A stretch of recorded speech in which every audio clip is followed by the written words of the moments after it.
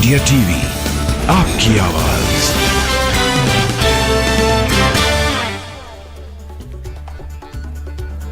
विदेश मंत्री एस जयशंकर की कनाडा सरकार को खुली चुनौती। अगर आपके पास सबूत है तो सामने रखिए, हम देखने के लिए तैयार हैं। एस जयशंकर ने न्यूयॉर्क में एक प्रेस कॉन्फ्रेंस में साफ कहा, कनाडा में आतंकवादी पलते हैं और ट्रूडो के पास सबूत होते तो वो छिपाकर नहीं रखते। विदेश मंत्री ने कनाडा दूतावास पर हमले का जिक्र किया, कहा हमारे राजनयिकों को धमकाया गया और कनाडा में लोकतंत्र के नाम पर उसे उचित ठहराया गया। यूएन महासभा में विदेश मंत्री एस जयशंकर की कनाडा को 2-2, कहा राजनीतिक सहूलियत आतंकवाद, उग्रवाद या हिंसा पर प्रतिक्रिया का आधार नहीं हो सकती। एस जयशंकर ने राजनीतिक फायदे के लिए आतंकवाद के इस्तेमाल पर रोक लगाने की अपील की, कहा आतंकवाद पर कुछ देशों का दोहरा रवैया गलत है। विदेश मंत्री एस जयशंकर ने कूटनीति और बातचीत को बताया हर समस्या का हल, का अभूतपूर्व तनाव से गुजर रही है दुनिया। विदेश मंत्री एस जयशंकर ने यूएनएससी में सुधार की बताई जरूरत, कहा सिर्फ कुछ देशों का ही नहीं चल सकता एजेंडा, सभी के लिए नियम कायदे एक जैसे होने चाहिए। विदेश मंत्री बोले भारत की पहल से अफ्रीकी यूनियन G20 का बना हिस्सा विश्व मित्र की तरफ हम सब बढ़े हैं। यूएन महासभा में कनाडा के राजदूत ने डैमेज कंट्रोल की कोशिश की, कहा हम समानता के महत्व पर जोर देते हैं, हमें स्वतंत्र और लोकतांत्रिक समाज के मूल्यों को बनाए रखना होगा। पीएम मोदी के गुजरात दौरे का आज दूसरा दिन है, वाइब्रेंट गुजरात ग्लोबल समिट के कार्यक्रम में शामिल होंगे। वाइब्रेंट गुजरात ग्लोबल समिट के 20 साल पूरा होने के मौके पर अहमदाबाद साइंस सिटी के कार्यक्रम का आयोजन हुआ। सुबह 9:30 बजे पहुंचेंगे पीएम मोदी। समिट में व्यापार और वाणिज्य क्षेत्र की प्रमुख हस्तियां शामिल होंगी। युवा उद्यमियों और तकनीकी महाविद्यालयों के छात्रों समेत कई क्षेत्रों के लोगों की भागीदारी होगी।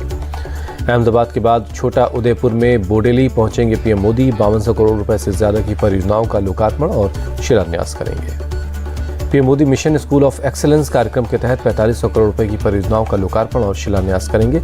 गुजरात में स्कूल के बुनियादी ढांचे को मिलेगा बढ़ावा। बोडेली में विद्या समीक्षा केंद्र 2.0 परियोजना की भी आधारशिला रखेंगे पीएम। वडोदरा एयरपोर्ट पर नारी वंदना कार्यक्रम में स्वागत किया जाएगा।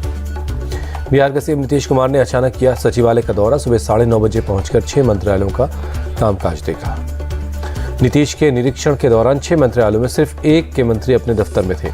उत्पाद और मद्य निषेध विभाग के मंत्री सुनील कुमार अपने दफ्तर में पाए गए। सीएम नीतीश के सिर्फ 2 बड़े अधिकारी दफ्तर में मिले।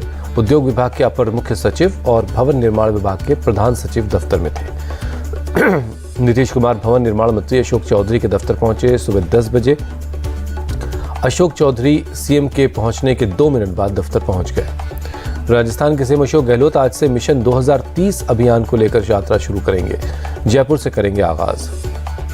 प्रदेश को विकसित राज्य बनाने के मिशन के तहत यात्रा शुरू कर रहे हैं अशोक गहलोत। 9 दिन में 3160 किलोमीटर की यात्रा करेंगे।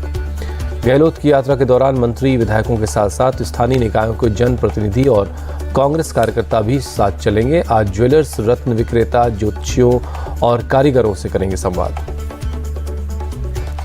केंद्रीय गृह मंत्री अमित शाह आज जयपुर जाएंगे। नेता कार्यकर्ताओं के साथ बैठक कर चुनावी फीडबैक लेंगे। सपा प्रमुख अखिलेश यादव आज एमपी में चुनावी बिगुल फूकेंगे। प्रचार अभियान की शुरुआत करेंगे। रीवा में जनसभा को करेंगे संबोधित। 30 सितंबर को एमपी दौरे पर रहेंगे राहुल गांधी। शाहजहांपुर में जनसभा को करेंगे संबोधित। मंत्रियों और सांसदों को टिकट देने के मामले में कांग्रेस नेता दिग्विजय सिंह का बीजेपी पर हमला, कहा बीजेपी घबराहट में इस तरह के फैसले कर रही है। दिग्विजय सिंह ने की धर्म के नाम पर वोट मांगने वालों की सदस्यता रद्द करने की अपील, मांगा पार्टियों की मान्यता खत्म भी की जाए। धर्म के नाम पर वोट कानून के खिलाफ है। एमपी के लिए बीजेपी की तीसरी लिस्ट आई। अमरवाड़ा से मोनिका भट्टी को टिकट दिया गया। हमारी लिस्ट से कांग्रेस परेशान है, सभी दिग्गज लड़ेंगे चुनाव। बीजेपी उम्मीदवारों की दूसरी लिस्ट पर बोले सीएम शिवराज। मुंबई में कई कारपोरेटर शिवसेना में शामिल हुए। सीएम एकनाथ शिंदे की मौजूदगी में ली पार्टी की सदस्यता। सीएम ने सभी को सम्मानित किया। एनसीपी चीफ शरद पवार ने की प्रेस कॉन्फ्रेंस, बोले ओबीसी महिलाओं को भी मिलना चाहिए आरक्षण का फायदा। महिलाओं के लिए नीतियां बनाने वाला महाराष्ट्र पहला राज्य, पीएम को जानकारी नहीं है, शरद पवार का तंज। 22 जनवरी को अयोध्या में राम मंदिर की प्राण प्रतिष्ठा होगी।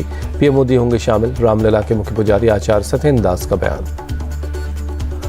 इस साल दिसंबर तक पूरा होगा राम मंदिर के ग्राउंड फ्लोर का काम। निर्माण समिति के अध्यक्ष नृपेंद्र मिश्रा ने जानकारी दी। कांग्रेस नेता राहुल गांधी रामलला के दर्शन करने जा सकते हैं अयोध्या। प्राण प्रतिष्ठा के पहले हो सकता है दौरा। सूत्रों के मुताबिक यात्रा की चल रही तैयारी। सीएम योगी ने कांग्रेस और विपक्ष को घेरा। कहा, सनातन धर्म को कोसना और उसे नुकसान पहुंचाना ये अपना धर्म मानते हैं। सीएम योगी ने कहा, पहले की सरकारों ने भगवान राम को काल्पनिक बताया, हमारी सरकार भव्य राम मंदिर का निर्माण करवा रही है। कावेरी जल विवाद पर आज बीजेपी और जेडीएस के जनप्रतिनिधि विधानसभा के सामने प्रदर्शन करेंगे। तमिलनाडु को पानी दिए जाने का विरोध करेंगे। मणिपुर में फिर बिगड़े हालात। सरकार ने अगले 5 दिनों के लिए इंटरनेट सेवा रोक लगा दी है। 2 छात्रों की मौत के बाद इम्फाल में छात्रों ने किया विरोध प्रदर्शन। पुलिस के साथ हुई झड़प। प्रदर्शनकारियों पर काबू पाने के लिए पुलिस ने लाठीचार्ज किया। 53 से ज्यादा छात्र छात्राएं जख्मी हैं। सरकार ने सभी सरकारी और प्राइवेट स्कूल कॉलेजेस को बंद करने का आदेश दिया। 3 दिन तक बंद रहेंगे शिक्षण संस्थान। मध्य प्रदेश के उमरिया में हुआ भारी हंगामा। गोंडवाना गणतंत्र पार्टी का कार्यकर्ता और पुलिस में जोरदार झड़प हुई। गोंडवाना गणतंत्र पार्टी के कार्यकर्ताओं ने पुलिस पर किया पथराव। पुलिस की गाड़ियों में तोड़फोड़ की। पुलिस ने भीड़ पर काबू पाने के लिए वाटर कैनन का इस्तेमाल किया। हिंसक हुई भीड़ पर लाठीचार्ज भी किया गया। प्रदर्शनकारियों के हमले में एसएसपी समेत कई पुलिस वाले जख्मी हो गए। जिला अस्पताल में चल रहा इलाज। भ्रष्टाचार की जांच की मांग को लेकर प्रदर्शन कर रहे थे गोंडवाना गणतंत्र पार्टी के कार्यकर्ता। समझाने पहुंचे अधिकारियों के साथ हाथापाई हो गई। मथुरा में एक ईएमयू ट्रेन हादसे का शिकार हुई। ट्रैक को तोड़ते हुए प्लेटफॉर्म पर दौड़ गई। हादसे में एक शख्स जख्मी हुआ है। रेलवे के अधिकारी मौके पर पहुंचे। ट्रेन हादसे की जांच में जुटे हैं। हादसे के बाद ट्रेनों का परिचालन बाधित हो गया है। ट्रेन अचानक स्पीड पकड़कर प्लेटफॉर्म पर चढ़ गई। बिजली के खंभे से टकराने के बाद रुकी। हादसे के दौरान प्लेटफॉर्म पर खड़े हुए लोग जान बचाकर इधर उधर भागने लगे। दिल्ली के भोगल इलाके में 25 करोड़ की चोरी। एक ज्वेलरी शॉप में दीवार तोड़कर ही चोरी हुई है। चोरों ने स्ट्रांग रूम के पास दीवार में छेद कर चोरी को अंजाम दिया। पुलिस सीसीटीवी खंगालने में लगी है। ज्वेलरी शॉप में सोमवार को छुट्टी के दौरान यह चोरी हुई। मंगलवार को दुकान खोलने पर मिली चोरी की जानकारी। यूपी के हरदोई में छेड़छाड़ का एक आरोपी गिरफ्तार हुआ। एनकाउंटर में पुलिस की गोली से जख्मी हुआ। आरोपी को मजिस्ट्रेट के सामने पेश करने जा रही थी पुलिस और उसी दौरान पुलिस की पिस्टल लेकर भागने लगा आरोपी। पुलिस वालों पर फायरिंग की। जवाबी कार्रवाई में आरोपी को गोली लगी। सीतापुर में गैंगस्टर काजल किन्नर की 2 करोड़ की संपत्ति जब्त कर ली गई। जिला प्रशासन के आदेश पर कार्रवाई हुई। काजल किन्नर पर बच्चों को बहला फुसलाकर नपुंसक बनाने का आरोप है। बच्चों को जबरन भीख मंगवाने का भी आरोप है। काजल किन्नर पर गैंगस्टर एक्ट के तहत कई मामले दर्ज हैं। महाराष्ट्र के पुणे में बड़ा हादसा टला। गणपति पंडाल के ऊपरी हिस्से में आतिशबाजी के दौरान आग लग गई। हादसे के वक्त पंडाल में मौजूद थे बीजेपी अध्यक्ष जेपी नड्डा। आरती बीच में जेपी नड्डा को पंडाल से सुरक्षित निकाला गया। तेज बारिश की वजह से पंडाल में नहीं फैली आग। फिलहाल किसी के घायल होने की खबर नहीं है। मध्य प्रदेश के दतिया में गणपति विसर्जन के दौरान हादसा हुआ। नदी में डूबने से 4 बच्चों की मौत। विसर्जन के दौरान एक बच्चा डूबने लगा और बच्चे को बचाने के लिए कि कुछ और बच्चे पानी में कूद पड़े। 3 बच्चों का इलाज चल रहा है। वडोदरा में गणपति विसर्जन के दौरान प्रशासन की तैयारी दिखी। इलाके में की गई है खास रोशनी। विसर्जन के दौरान सुरक्षा के पुख्ता इंतजाम। पुलिस के अधिकारियों ने मीटिंग की। सुरक्षा को लेकर पुलिस वालों को खास दिशा निर्देश भी दिए गए। मुंबई में लाल बाग के राजा के दरबार में पहुंचे केंद्रीय मंत्री स्मृति ईरानी। विधि विधान से पूजा की। मुंबई में बीजेपी अध्यक्ष जेपी नड्डा ने लाल बाग के राजा के दर्शन किए। डिप्टी सीएम देवेंद्र फडणवीस भी मौजूद रहे। लाल बाग के राजा के दरबार में पहुंचे एक्टर सोनू सूद परिवार के साथ गणपति के दर्शन किए। सीएम एकनाथ शिंदे के आवास वर्षा पहुंचे मुकेश अंबानी। परिवार के साथ बप्पा के दर्शन किए। एक्टर आमिर खान भी सीएम एकनाथ शिंदे के आवास पहुंचे। गणपति बप्पा के दर्शन किए। बागेश्वर धाम के पीठाधीश्वर धीरेन्द्र शास्त्री का आज भोपाल में लगेगा दरबार। सीएम शिवराज सिंह चौहान भी हो सकते हैं शामिल।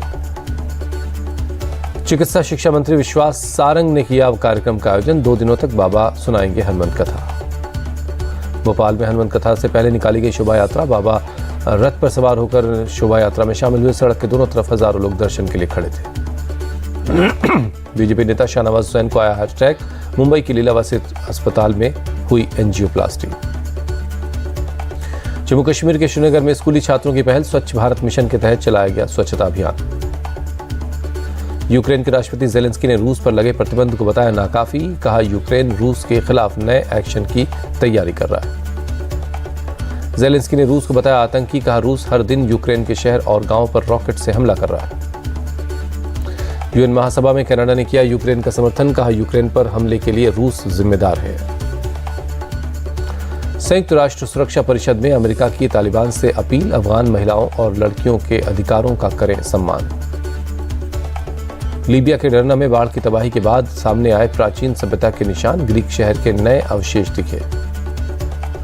लीबिया के अधिकारियों ने प्राचीन ग्रीक शहर के अवशेष का दौरा किया, अवशेषों को बचाने के लिए यूनेस्को से मदद की मांग की। नेल्सन मंडेला की पोती जोलेका मंडेला का निधन, 43 साल की जोलेका कैंसर से जूझ रही थी।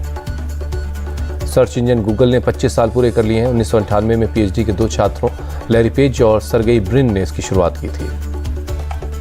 अफगानिस्तान की करेंसी ग्लोबल रैंकिंग में टॉप पर पहुंची, एक साल में 14% बढ़ी है अफगानिस्तान की currency. Retail health insurance sector में उतरा एको, 0 कमीशन और बिना किसी कागजी कार्रवाई के कस्टमर को बेहतरीन सेवा देने का दावा। हेल्थ इंश्योरेंस सेक्टर में एको की एंट्री से कस्टमर को होगा फायदा, ग्राहकों को लिव इन लिए वन स्टॉप डेस्टिनेशन बनना इसका लक्ष्य है। एशियन गेम्स में भारतीय घुड़सवारी टीम ने रचा इतिहास, 41 साल बाद घुड़सवारी में देश को गोल्ड मिला। एशियन गेम्स का आज चौथा दिन है। तीसरे दिन भारत ने 1 गोल्ड समेत 3 पदक जीते। भारत अब 14 पदकों के साथ 6वें स्थान पर है। टेनिस में सुमित नागल और अंकिता रैना क्वार्टर फाइनल में पहुंची। नागल ने कजाकिस्तान और अंकिता ने हांगकांग की शट्टर को शिकस्त दी। मध्य प्रदेश की बेटी नेहा ठाकुर ने नौकायन में जीता सिल्वर। आर्मी मैन एबाद अली ने कांस्य पदक जीता।